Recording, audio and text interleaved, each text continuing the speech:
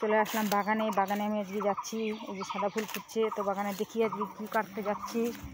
অনেকদিন ধরে দুধমান কচুর ডাঁটা দিয়ে মাছের ঝোল খেতে ইচ্ছে করছে, তো আজকে কপিস মাছ আছে। এখন আমি দুটো ডাঁটা কেটে নেবো, কেটে সেই মাছ দিয়ে ঝোল করব। দেখি কোন ডাঁটাটা ভালো, একটা সুন্দর দেখে একটা ডাঁটা কেটে নিতে হবে। এর নাম কেন দুধমান কচু বলো তো বন্ধুরা? একটা ব্লেড নিয়ে আসছে আমি ধারালো, কেটে নিলাম একটা, 3টে ডাঁটা কেটে নিলাম। এবার ডাঁটার পাতাগুলো আমি এখানেই কেটে দেবো।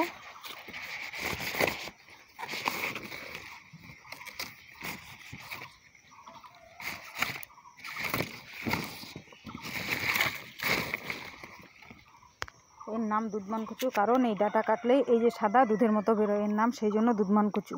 এই যে দুধ বেরোচ্ছে, দেখতে পাচ্ছেন?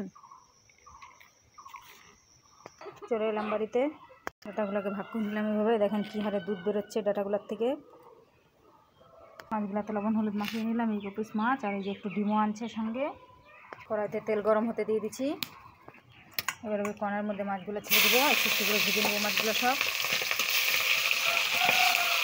মাছগুলো দিয়ে দিলাম কড়াইতে। ডাঁটাগুলো এই যে এইভাবে লম্বা লম্বা করে আমি কেটে নিলাম। এখানে আমি 2টা আলু দিয়ে দেবো, আলুগুলোও কেটে নিলাম, এখানে জল ঢেলে দিলাম। এবার মাছগুলো ভাজা হয়ে যাচ্ছে এদিকে। আমাদের বাগানের গাছে এটা কী ফুল ফুটেছে দেখেন বন্ধুরা, এই কী সুন্দর ফুলটা, দেখতে খুব সুন্দর না? নতুন ফুটলে এবার এই বছর এই ফুলটা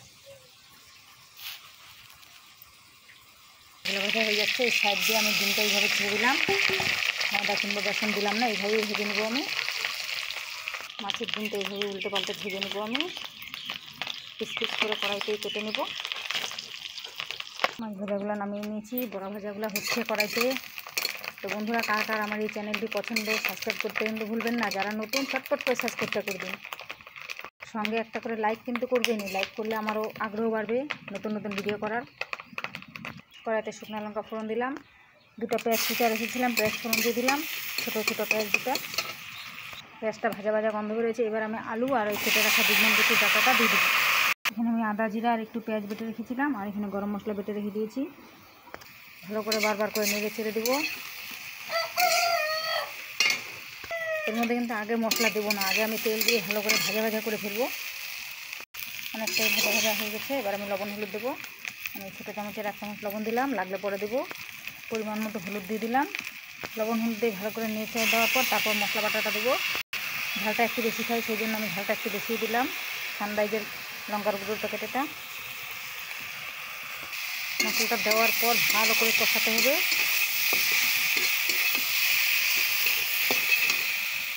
এবার হালকা একটুখানি জল দিয়ে দেবো।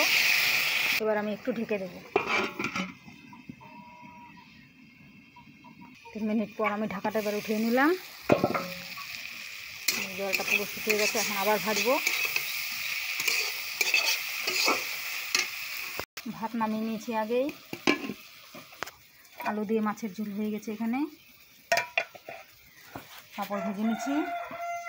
আর এই তরকারিটা রান্না হচ্ছে আমার জন্য, আমি এগুলো ঝাড় জঙ্গল হাবি জাবি খেতে খুব ভালোবাসি, তাই। ভাজা হয়ে গেছে, এখন আমি এই বাটির 1 বাটি জল দিয়ে দেবো। ঝোল বেশি দেবো না, কারণ আমার একার জন্যই। এবার এই ঝোলের মধ্যে আমি 2 পিস ডিম দিয়ে দেবো, মাথাটা দিয়ে দেবো, একটা পেটি, একটা পিস, এগুলো সব দিয়ে দিলাম আমার জন্য। আবার 2 মিনিটের জন্য একটু ঢেকে দেবো। 2 মিনিট পর আমি ঢাকাটা উঠিয়ে নিলাম, ঝোল ফুটে গেছে।